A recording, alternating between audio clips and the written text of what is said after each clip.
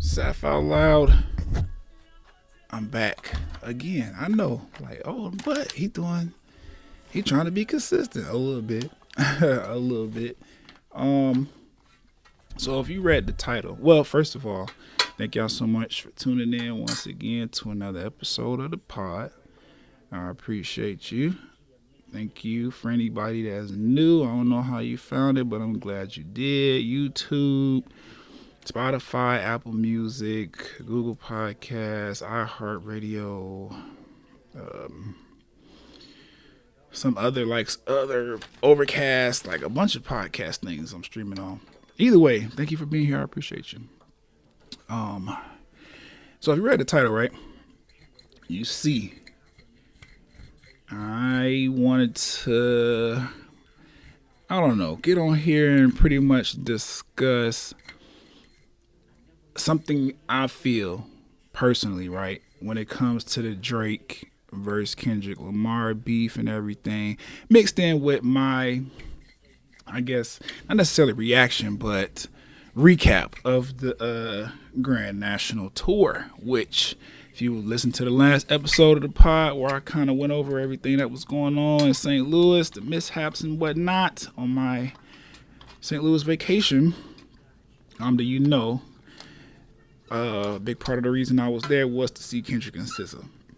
So, without further ado, because I did say I was going to probably think about doing this, and I think I should, because I have thoughts, right? So, let's just go ahead and jump into it. I don't think this is going to be a long one. First of all, I'm satisfied with the Grand National Tour. I think the tour was great. The set list was probably the best thing. Like SZA and Kendrick, they really curated a fantastic set list for the night. The stage for the tour, I like the design of it. It really gave Kendrick and SZA an opportunity to like get closer to fans. Like there was like a pit in the middle of this like diamond shaped sub stage that they had, which was cool. They kind of used that stage to like walk out into the floor crowd and, you know, interact with us down there. Because I was on the floor, section K, if I'm not mistaken. Decent viewpoint. I wouldn't recommend floor seats to people who are, you know, on the shorter side of the human height spectrum, because floor seats do not provide the proper elevation that will allow you to see over people who are taller than you, who may have gotten a seat in front of you or, you know, in your field of view. So if you know, I say if you like shorter than 5'10", don't waste your money on floor seats unless you're gonna be up close. If you're gonna be really close, then sure. But if you're gonna be like in one of the sections like where I was, where it's adjacent to the stage in a way that puts you in a small crowd of people that you probably won't be able to see over, yeah, just go ahead and get you one of them lower bowl tickets where all of the seats are staggered, so it don't matter who in front of you, you can see over them, even if they like 7 foot tall. Well, a 7 foot nigga might be trouble to see over, but you get what I'm saying. Either way, the stage design was cool or whatever. I was talking with Blue about this after the concert. They didn't really do much with the stage. The incredibly large screen that they had in the back of the stage carried most of the work as far as like immersion and providing atmosphere that supports the set list and the catalog of the two artists. But I guess that was cool. Kendrick, he had a Grand National on stage every once in a while, and dancers. And then, like I said, the screen was like, you know, providing the vibes and everything. That was cool. SZA, on the other hand, she did have a few props. It was like some stilt walkers that were cosplaying as praying mantis, walking around the stage for one of the songs, and she had a bunch of dancers up there as well. She dripped the Grand National car into or with like vines and leaves and shit. Like Scissors was cool as far as stage design. She did a little something. I can appreciate it, especially after seeing her at Dreamville Festival last year, where she was like fresh off the SOS tour, so she was still using like stage props from that, and everything kind of looked like a boat and a lighthouse, and like it was dope. Either way, right? They didn't really do too much with the stage, which is cool. I wasn't necessarily tripping about that, but it is something that was noticeable. And I don't know. I don't really know what they could do, because I'm just looking at the overall theme and aesthetic of GNX, the album, and like this whole album cycle. Really, like it's been very minimalistic to the point where even the album cover is black and white, and it's just Kendrick in front of a Grand National, which is not a problem. But I'm just saying, like, I think that was intentional, but at the same time, it's noticeable when it comes to like stage performance and stuff. Like he had more props and stuff doing the Super Bowl halftime show than he does his own like tour. And while they don't really necessarily bother me,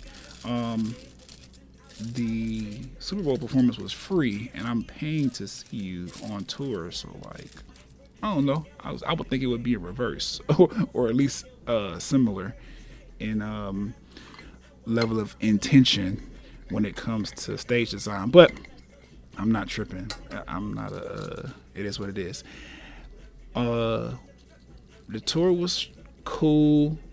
What I really want to, I guess, talk about really fast outside of my enjoyment of the tour, because the tour itself is what made me like form this opinion, right? This is what sparked the opinion that I'm about to share, which is my number one issue, or my main issue with the Kendrick and Drake beef, is that I don't know, it's kind of starting to feel like this beef is overshadowing Kendrick, and I don't like that. So just briefly, right before I keep going forward, I want you guys to understand something. I am a huge Drake fan, and I am a huge Kendrick Lamar fan. They are two of my favorite artists, literally my top two favorite rappers of all time.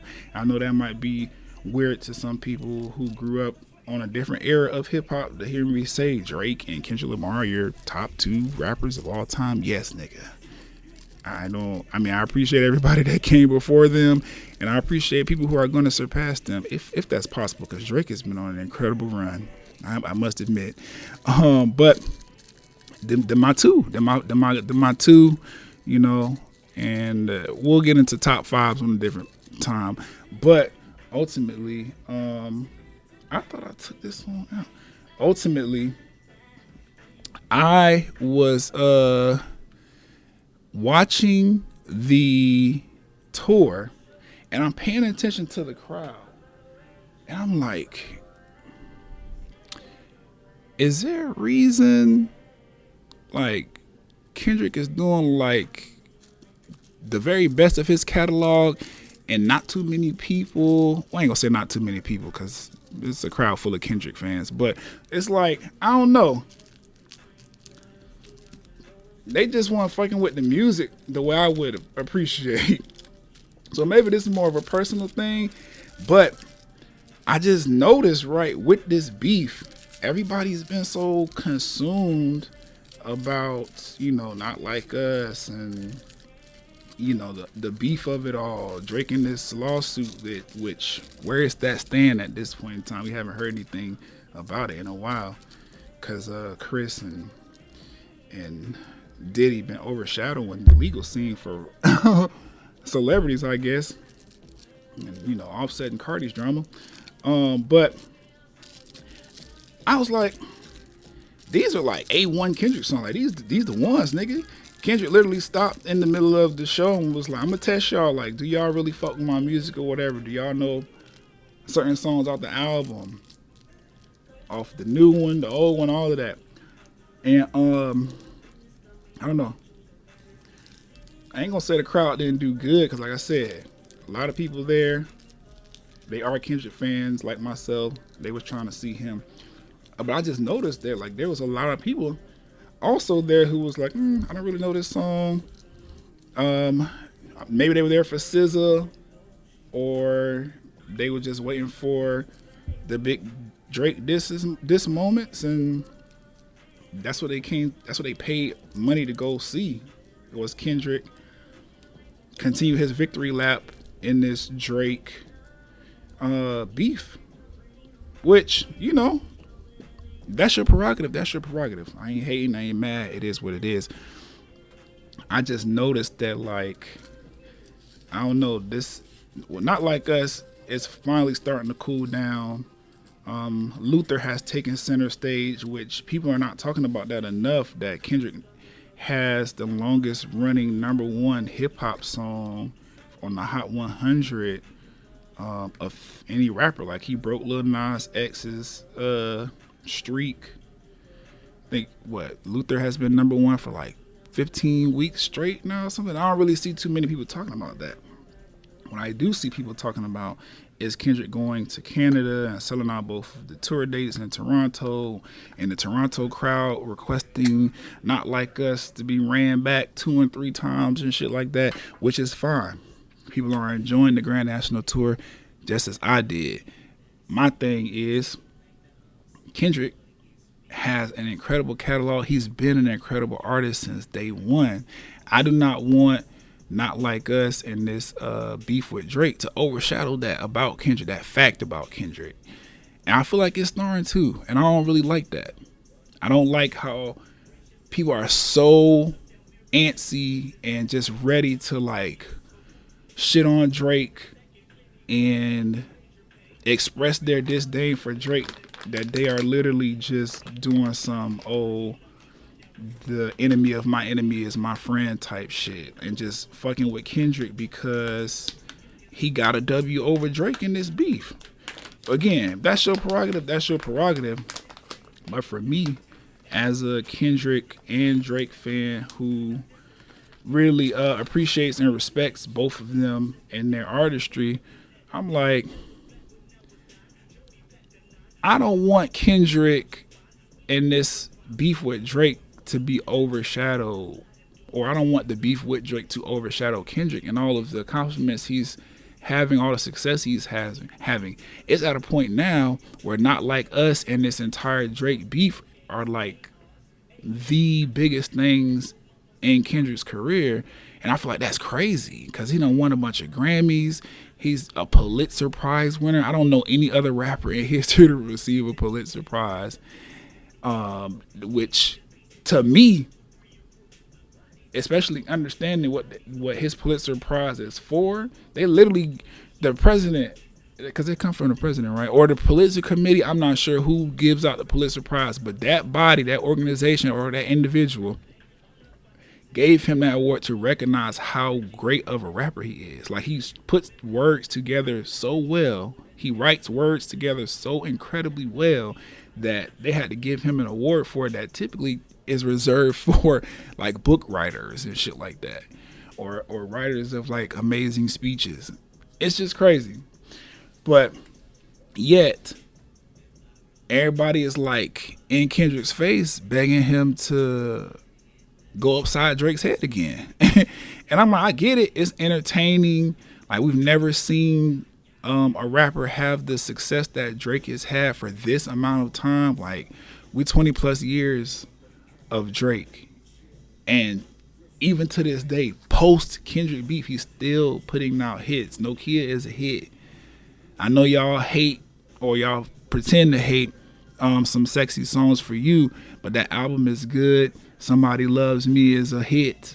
So people fuck with that song. There's plenty of other great songs on that album, but I understand because we're in Kendrick's victory lap stage right now. That's not getting the shine it normally would or that it deserves. But that's okay because it's an R&B album, which means when it starts getting cold outside again, you niggas will be revisiting. You have no choice because your R&B faves ain't really. They not really feeding us like they're supposed to. We still waiting on Summer to drop her album, even though she getting ready to go on tour with Chris Brown. I'm like, we need to know the new music, Summer. I understand you don't have a full, maybe hour and a half, 2 hour set list because you're not the headliner, but please give us the music. Other R&B artists have put out albums. We're not here to talk about that. Either way, I just don't.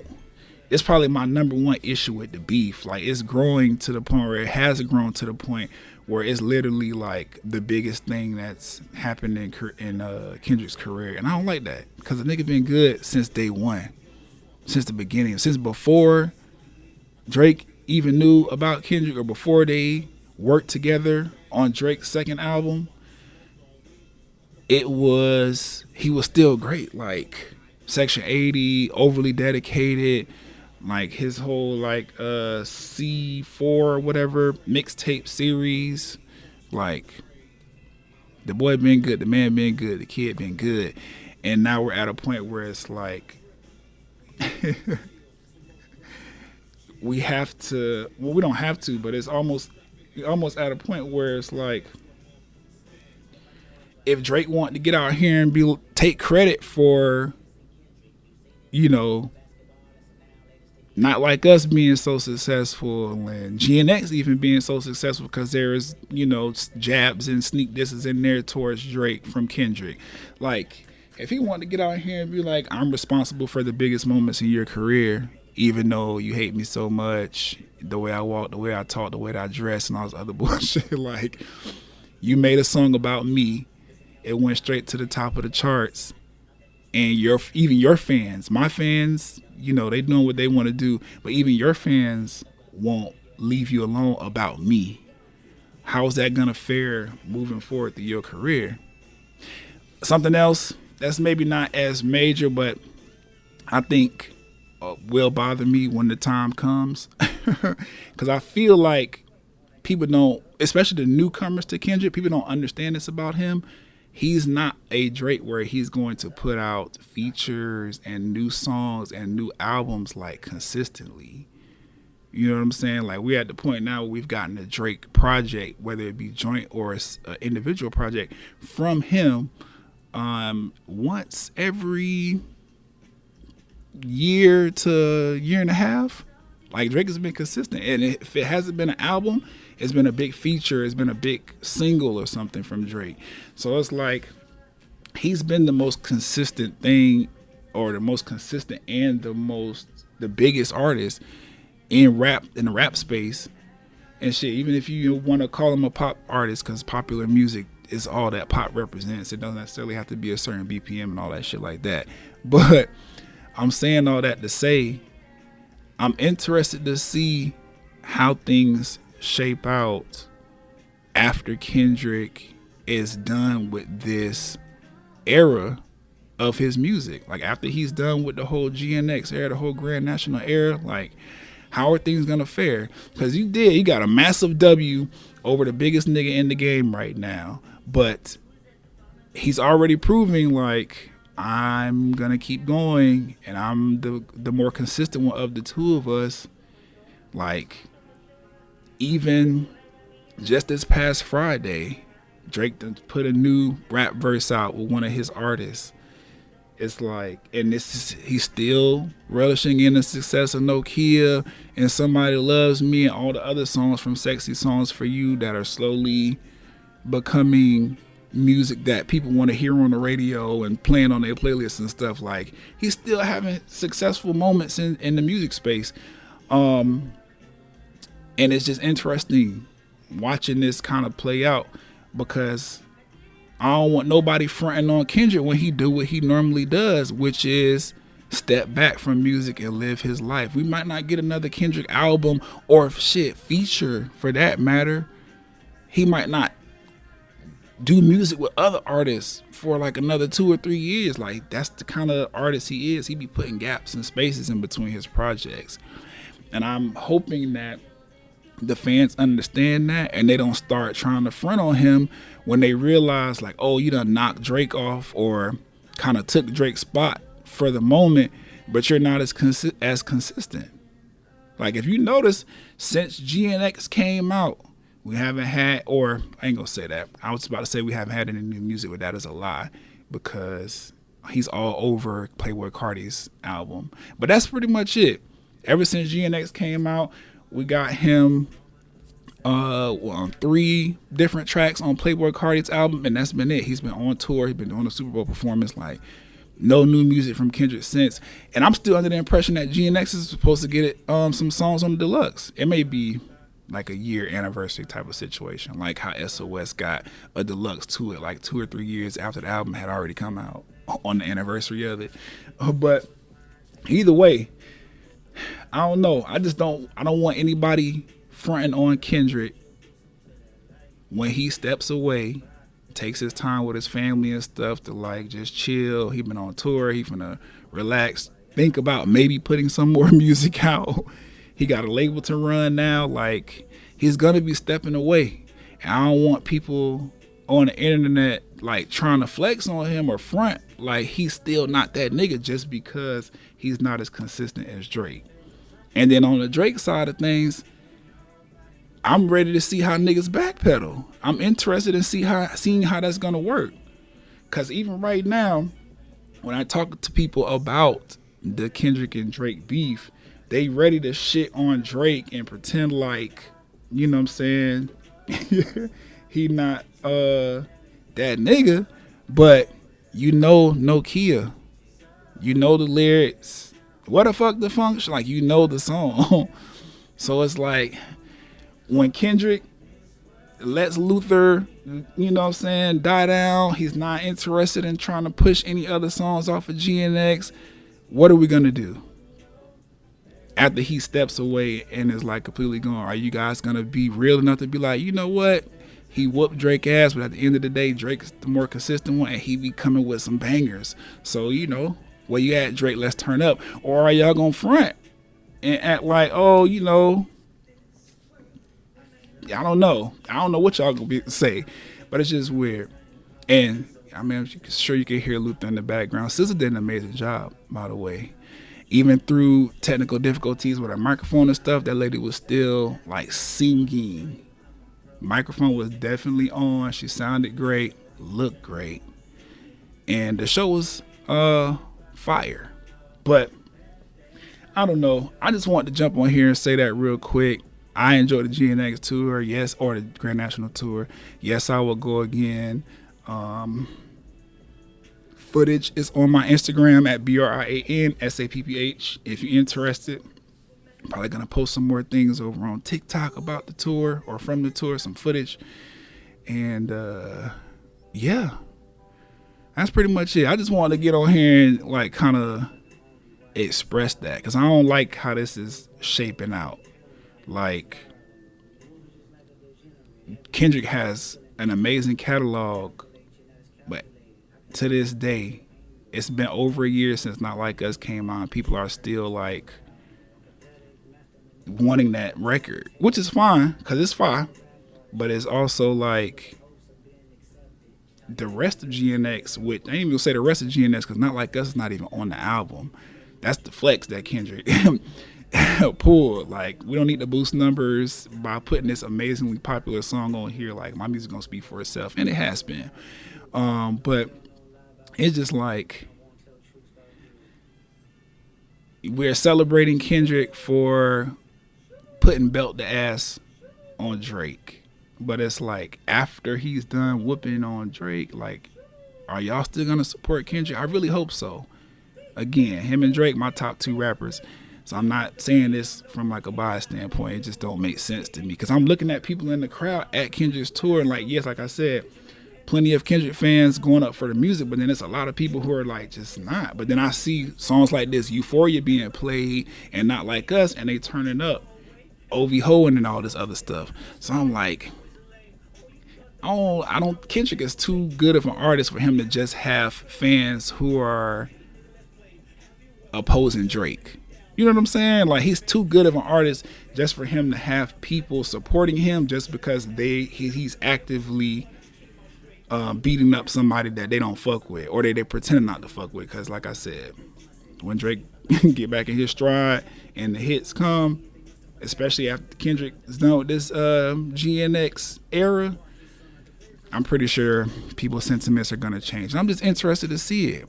But what I don't want is y'all to front on Kendrick, because he always does this. He puts music out and then goes away. And what I don't want is y'all to front on Drake either and try to act like, oh, because Kendrick is not actively beating your ass no more and kind of let up on you, now you making good music again. No, the music is still good. Some Sexy Songs for You is good, whether you decide to like it or not. It's good. But that's it. I don't really got nothing to say about SZA other than the fact that what also makes me feel like this is watching people turn up to Bend That Ass Over, Let That Coochie Breathe. Like, what's the name? So Rich Baby Daddy. That's on SZA's set list for this tour. She performs it. She's saying Drake, shake that ass for Drake. Now shake that ass for me. Everybody's going up for that. So I'm like, that's a Drake record. Yes, Sexy Red and SZA turned it up, but at the end of the day, we wouldn't even have listened to it if Drake's name wasn't there, because it's on his album. He released the song as a single. People like, oh shit, Drake is doing a song with Sexy Red and SZA's on it. Y'all press play immediately, because it's Drake, and then because it's SZA, and then Sexy Red turned up right now. So it's like, the hate for Drake is fake, in my opinion. Y'all just happy to finally have a break from him. You have some Drake fatigue. He hasn't been putting out the kind of music you like for a little while. Y'all still are mad about Honestly Nevermind for some reason. But like, that's not a reason to fake support Kendrick. Like, after Kendrick is done whooping on Drake, which I hope he gets to that point soon, like what Drake did when he was whooping on Meek Mill, and he was like, okay guys, I know y'all love the beef and everything and back to back, but it's starting to overshadow what I got going on, so this will be my last time performing the song. I'm retiring it. You're never going to hear me perform this song again. I'm taking it out of rotation on the radio because I don't want this to overshadow what I have coming next. I hope Kendrick gets to that point, because Drake was very, very smart to realize that, and it benefited him very well. Meanwhile, Meek Mill still struggles to have anything on any chart. No disrespect, it's just the facts of the matter. But yeah, let me know what y'all think. Am I tripping? It's just what I feel like. It just this is what I'm hearing in my head, or what I'm seeing happening, what I'm seeing take shape on the internet and everything else. Let me know. Get in the comments, whatever you got to do to get at me. Instagram again, BRIANSAPPH. If you're on YouTube, you can just drop a comment there. If you're on Blue Sky by chance, I'm still BRIANSAPPH. That's Brian Saff. If anybody having trouble pronouncing. But yeah, that's all I want to say. GNX Tour, the Grand National Tour is fire. Really enjoyed the show. The whole SZA turning into a butterfly at the end, and then her coming back, and them getting into the car, the GNX, and driving off into the sunset were really lowering to the bottom of the stage. Like, the whole show was cool. I really, really enjoyed it. The merch, I love my shirt. It took me wearing it for me to really love it, because I was a little like, I don't know. The graphics and everything don't really, but after I wore it and I saw my outfit I put together, and I was like, I really love these colors that they put on here. Fire. SZA is amazing, by the way. I don't know if I said it already, but I want to say it again. SZA is amazing. The microphone was definitely on. She was singing her ass off, especially in them parts where she was having mic trouble. At least at the St. Louis show that I went to, when she was having mic trouble or whatever, she like turned up the vocals extra. Like, I'm gonna sing really hard, one, because I need to hear myself, and I don't want the crowd to like make me lose track of where I am because I can't hear myself in the microphone or in my earphones. She was singing. I forgot what song that was. Is it Fuck 'Em 'Cause I Miss You? Is it Fuck 'Em 'Cause I Miss You? That's not the name of the song. But it was one song, or is it Drew Barrymore? It was one song where she was like singing hard as fuck. I'm like, SZA's about to start rapping, which a lot of her music is rap, which is really dope.